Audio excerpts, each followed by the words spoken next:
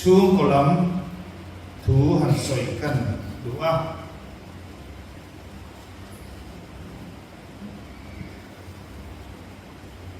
When chuna thu pui kan khan po hi chung kwa an chia ata mal so na ti soi kan tum ani Pathian thu ilongai tha u Deuteronomy bung som thum chang som pakua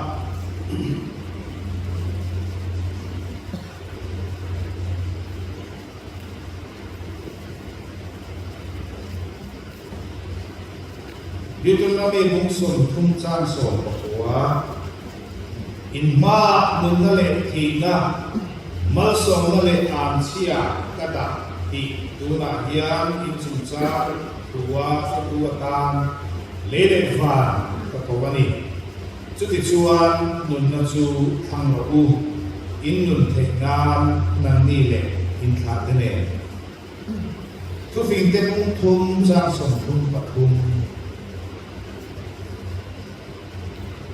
tu fin te mung thum cha som thum pathum lalpa an chia chu misuak sualina ama mi fel te che le ho chu mal aswam tre Pathian e thu malin swam sa ko se amen kitong try u lalpa kan pathian itu cha kan soi tu hi khongai takin min ti sakla malin swam sa che lalpa iswa kristan kan dile amen Tunjukkan problema tubuh saya itu.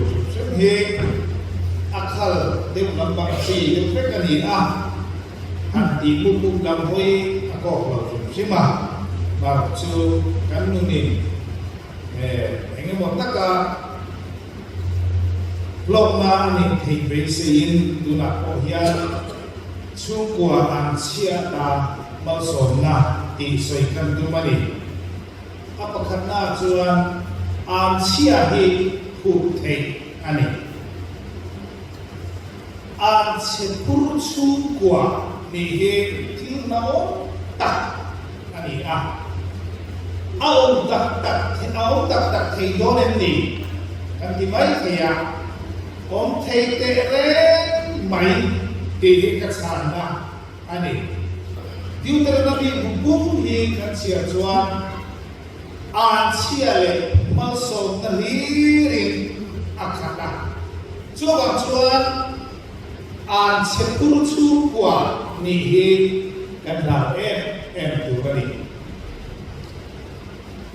mi dan ta ta sen tara ka online mi khen kha inge mosa an lo kala an ron soi chu puro bui kan chu kwa hian an chia kan purani Pathian an chia kan pura kan seror to ani der ta chu ko pakhat pe chu an chu kwa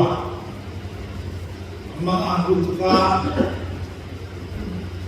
an in pui nga pe dula karam kala puro bui kan chu ko an chia hi an na rutka ti dan isye en karam ti chung qua chung ko hung le lian ko ver thila chuan mi te o moi chung qua chu an chia wa ma an chia na chui chu a wa ma an ral chung cha te ngai non takin aron soya an chia thel na mun min man tui ro te ani Mingo Covid, sa Covid, in Amerika ansu, Dawlai ka, Red Indian o ka, anlo tram na sabaya anin do siyama, Red Indian ka an nelo zela, ato pa kay Red Indian, tribe pakat an ho to pa, te pum se ale, ten squato te ka an India Red Indian tribe ni ho hu ve ka niya in zom ko mila ato nga reng ko mingaw ho hunvaraw hi ibay te ang u ang di a ituan Red Indian nam ti sang te ka aning zom ko ma mingaw ho daw tu chuan aning cha ko ma tipe kano muna aning daw ta a Indian chuan Red Indian ho chuan an ne teingan lava mingaw ho kan manwa ne kasia ato pa chuan an ton lekta an ton do nai na ma chuan in squad to mga huduk chuan America President said na White House lam chu ahoya an chia alokta chu wang chu ni in mitam tak chuan an ngaya America President ka lum chetaka thi chau ze ka kum som ni dana an ka lum tak ngat maya chu wang chu ni an atia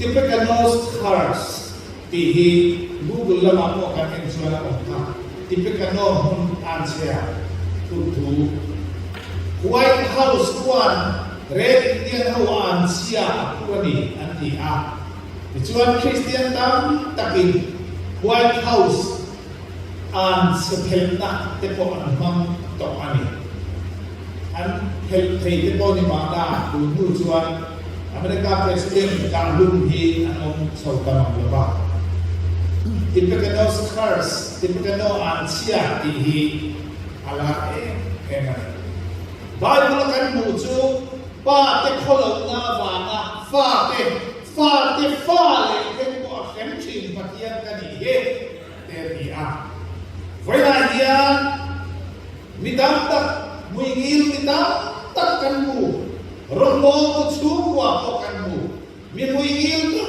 tak ko kan mu wa chu mi te chu han so sia ni la han su ti la kan mu le chin chu an tu le pa ka an kuwa Christian masa ten lo ni a rinna chan chin tha keng lu tu te kha ho ra kha lo te ve te lo ni a chen ka ro chu kwa yen an ti fiao ko fu le te lo ra lo rai bai zule sale ni pat me chien ne na chu kwa atua Seriai Yesu kuali tak alam bukan front the winter saja.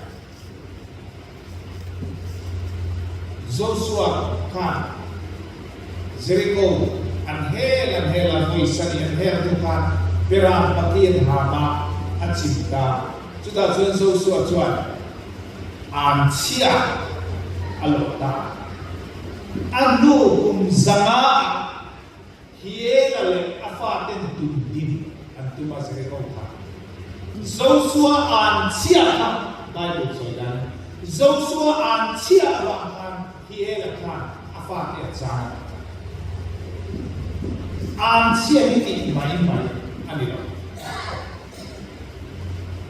Samuel panina kan David kan Solomon Solale afapal Jonathan atina Giboa ka ansia aloha zimmi kecuan voin hangin Israel roma antuai dum te rengro Haile leiluk chandala bako ansei bol thatere renglo om sunju Giboa ka kualagi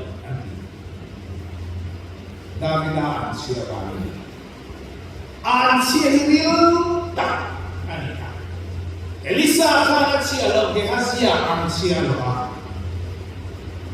Zakopatan asia lo lain anu kui ansia lo poin takan anu kui rakili tikop aku labanan yang nalan suadong kan rakili kan apa patian lemka apuan mua yang lo tudua Labanan na pag-uumsuya akas ingat-ingat kapatian leminla kapatiya. Zago pacuan kanlalo kapatiya labanan inla.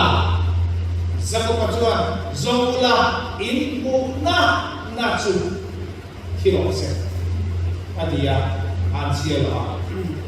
Alam dapat terkadang ini puang doya alung siya. Zago pakan alungwi ang mga imoy rakili kaca ma. Ang siya di may anilo.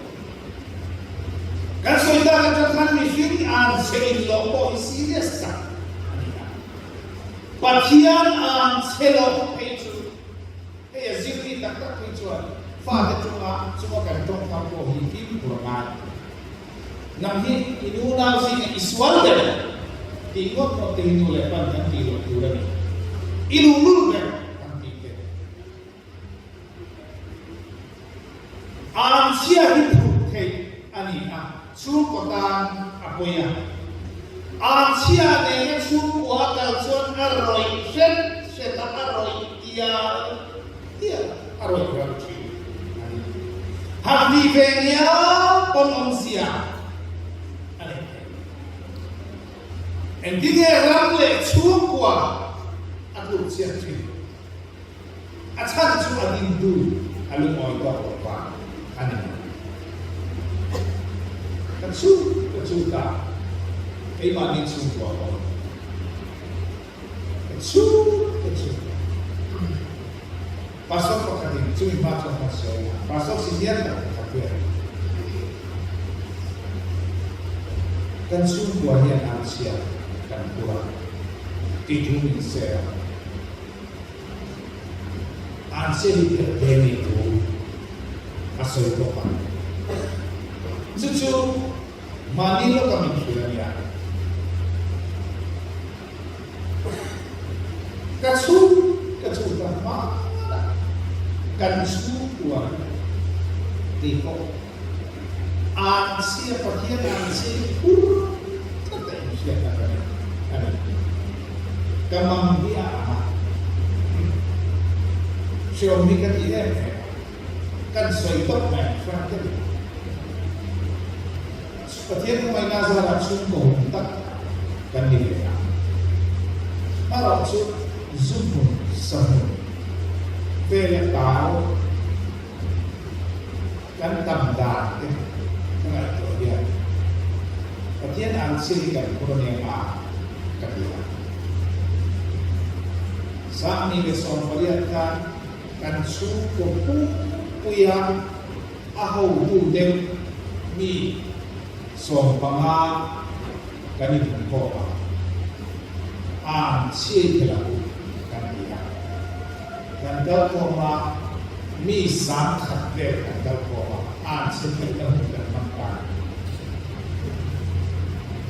Kavang anilo tilo wala kan sungwa yang aku matena lo di cerita kemudian kavang tilo wala ni kasalo rombo na mate tin katilaya zuleksa munatana nupui kecem tunne na suak Tuna tua lupa telong. Adilo, wah ini. Patian an sepur lalu, patian kan kita telah di anak orang. Cukup sih itu kayak bingung apa kasih. Kalau sih setara ini macam kau bangun cukup itu tulisan dia bangun cukup itu kata Cina. Vainia midang tak muingil kan kita cuan tu lepan bile putih, bagian pemainnya asal lo soal tak andorani. Anu ni kalau kalau saya tu kalau itu nak tu tak antah butuh. Vainia yang inju buat apa? Ansuku, ani kaya. Baik, di zona kan ini.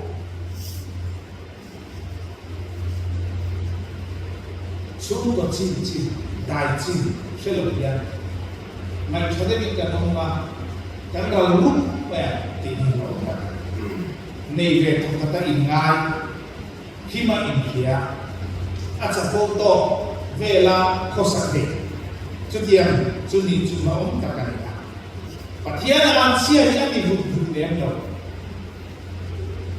chu tua a pathian an sia to chen asoi atopa athing thil mai chu an sapur chu Bible la turan takut soal ke chu buat aralinan ral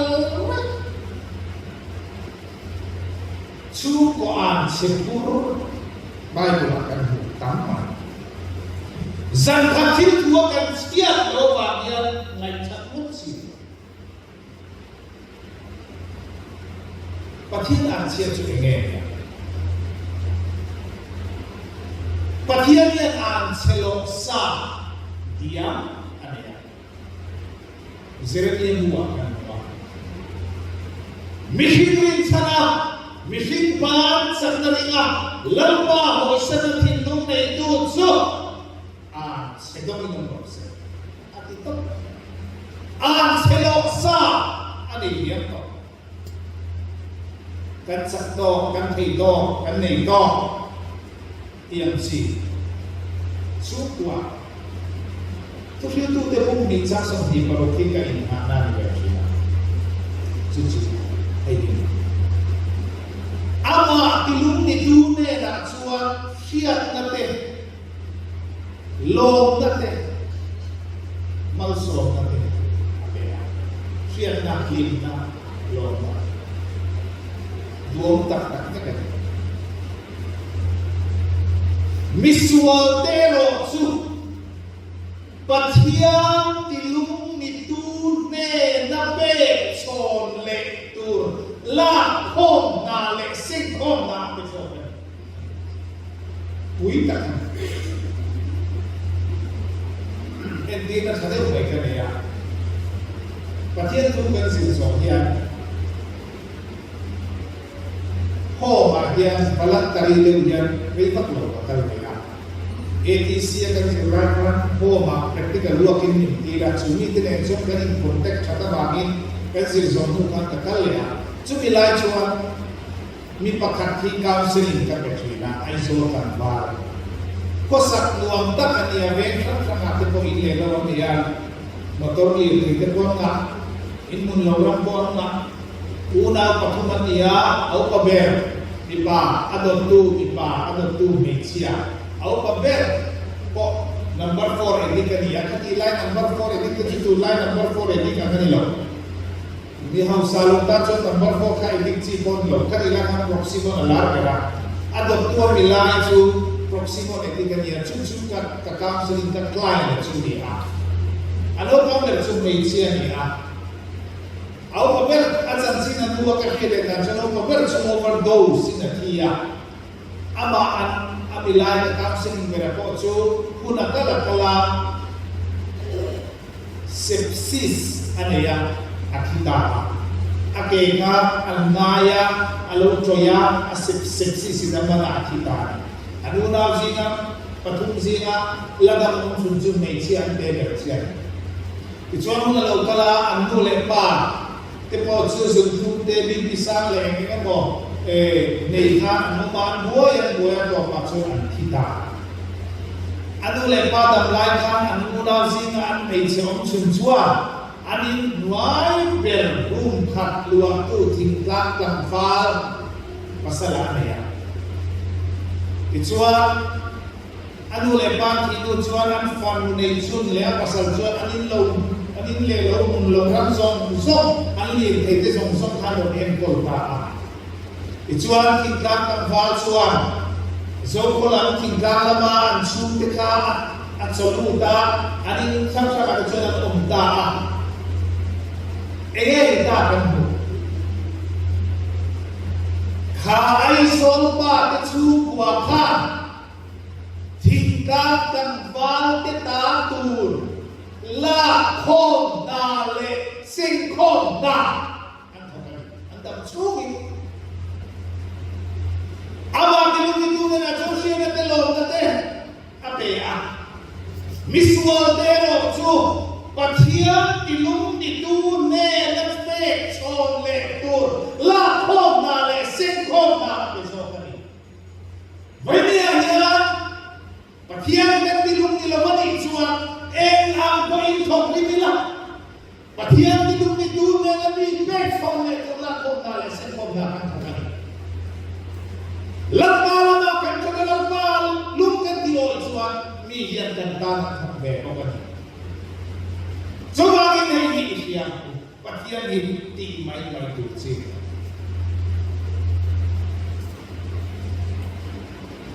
kan hum tinggal ay inhaksi ko inhaksi mi parwal kan ni tinggal ko pathian na asol siya isa ka atong inyong manor ko yun so ano hum Sebab kau malas sonson cinta tak aku, anda ni kaya. Coba yang an sepuluh jumpa kan lo ni yang tihi long takkan. Sudah bayi insan, sudah bayi abel emoti. Jumpa kan yang itu. Kalau moi, kofel ni tak. Mipat becia man kalau nak. Sexual immoralities. Hey, the answer. More than Meloy kan tiyan anak anike. Kan si sel dia po anike. Patiyan ang siya kan puro ni Juan Jung betul atang zaudon semua. Lepas itu aning san lepas dia ay natoleh. Jadi dia nanti pun lupa masuk tay, anak tadi, kau kan pun poisa lo, rat suat suat silo, nun lalpan minta cuy. Jadi itu dantar cukup kan pun kan poisa, ansep morat aning bakluta.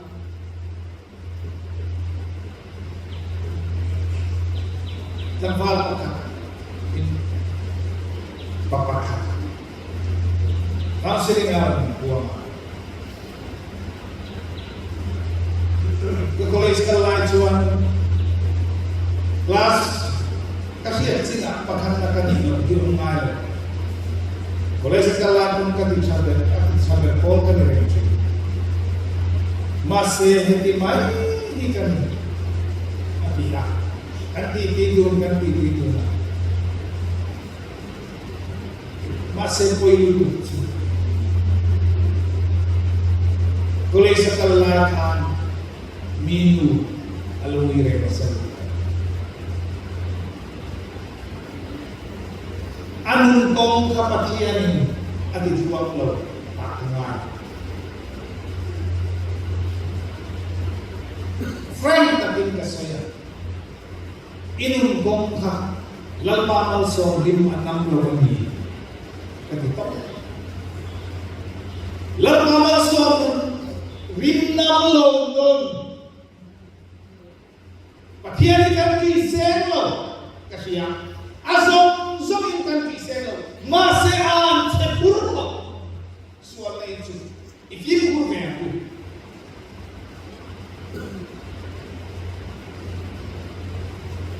chalai yang itu pakai ya. Berarti yang paling satu tak sungin niti terkala masih orang tak cium itu orang tamai. Kalau kian setelah niti ini anak kalau bosan tuli masih cakap bermain kepengan lo lepas angin sebentar. Helah itu dia nak kelarkan itu. Masih cakap bermain kepengan lo.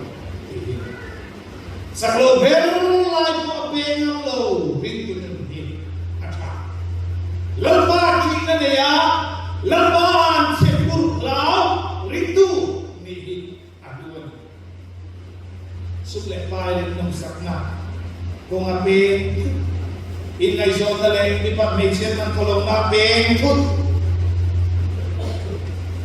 patiyan mo so na kandong duraya ansia kandong Foi dia,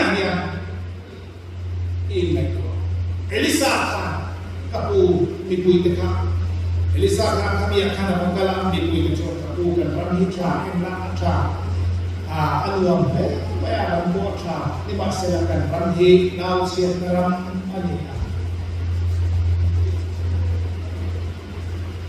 Om je tukaram khan ansia apuran nawan chathei kan ram hi enta kan finga pito mintan jangan ganti akan tivia ni masela lo sedia sidia ran pela naw sia dalam atsam sur mai ka hatia lo balong kaya ni foi ka so to a hena ma hian wi lo ngai le zu boy te hinta fe ka so china chung tam te reng mai Pertanyaan dua ko cucuni kan buai na. Hilang sangat dua ko ni kan buai na. Duna yang miloma yang conference na itase at dama da doju en hall ma yang doju doju.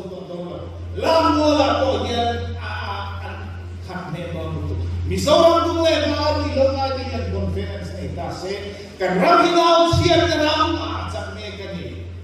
Subawin an sepura kani ansia tinggal sebelum kan pekul atau berapa kan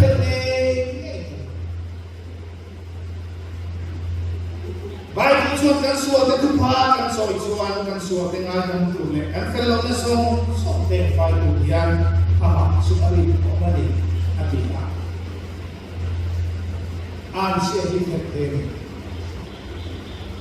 kecungkong ini ganti tujuan ganti data kok saya kecaka marok su saya tulen lo baik ya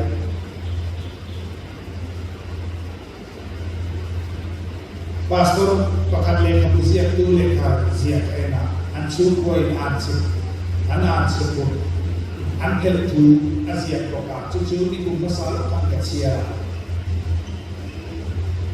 ansia mungkin Tuhan. Semua ansia yang mengingat kalau kami kan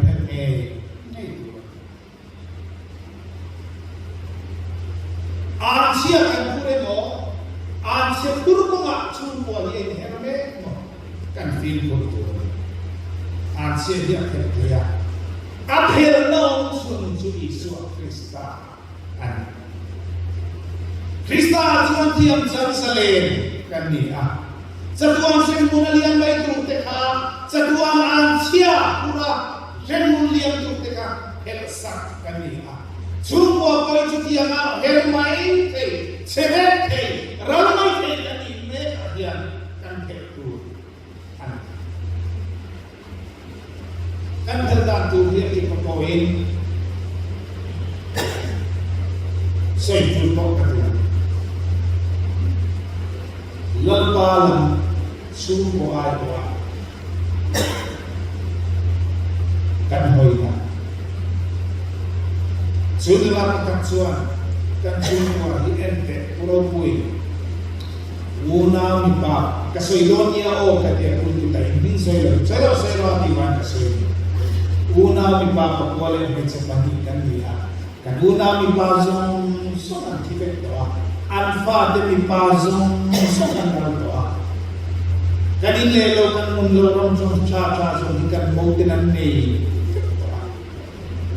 heng ba ka an se yo ke do ni puro pui atia ningot mai kiro atia lokal la kan lawin sa ko ma an sim hel na won dengan masa henge makala lawang ko kaya suwa ka lian tak main dia kacau herbaun mama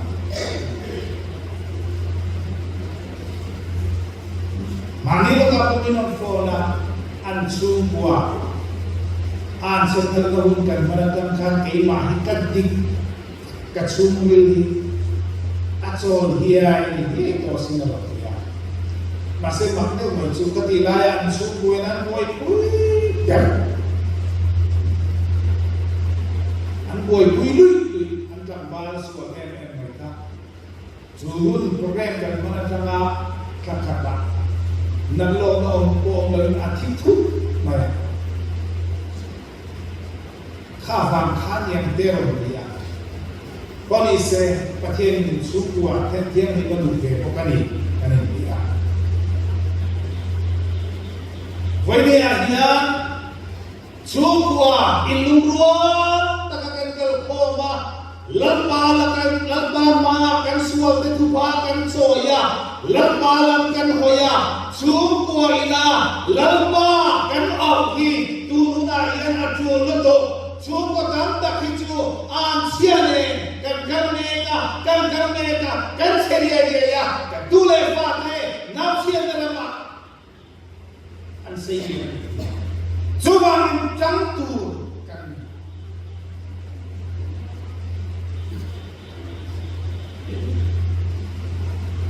Sunkiang hilo kay ansia di atte kan rincian kapaket. Saya luai somli nei daya su sum tu tiang hilo se su sum tuan insata ila. At sunga hiang karau tiang hindi at sen hei ko karinglo.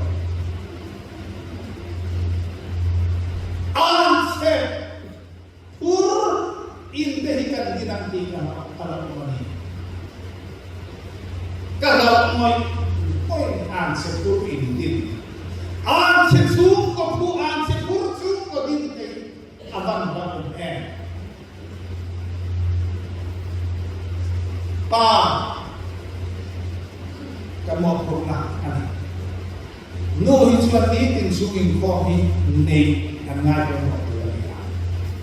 Pa pero suan sukuat yang aku ini lalpalang adikan ikan teko dia itu katanya tuh mah itu kong mantap kalau sila moderator kepala kami kual sau dia itu kalian kapan tulisan karhatsukan kan kusano kagar katsumakan kan ubui panati yang visual dan soy antiha antok koka kan ubui panakan suko ayo kong bagian itu kalian sual tumpah soy lantan kan ubui panati yang Itsuma kilalang disualan ni Itsuan. Dokin singa yan lang pa. Hetsu ko ayo. Yan may dam. Karon di lang siya. Tihi ka duman. Pwede yan pa. Yan su ko ayo. Lang ka na nakupa kan soyan. An siya kan pinamay. An siya pinamay ni. Tulad su ko ta. Tak kakhina. Kahiti ko ngayon kami tatiglo kalau bapak sesuko dan tak sesuan sepurati. Anda nama itu terlalu tantangan om. Kalau tak sah ane hiltin mereka mau lawan do. Kani mulu orang tehjuan bintaya masih ane ingin kandai do silo. Ane ingin kandai jual hei ilong sana ilong bayani. Cuma ilong pamal som dinam, ilong pamal som dong. Cumi-cumila, mipa kalan nule patihan, lamaan siakan kurne, lamaan so nahikan kurti ide waktu. Juga kan cuan lamaan siak kurakan insuan cuan an sekian ini aku. Lalpalaka mempunyai juga dui kofela, paham kofela. Patihan itu jangan supe kan seakan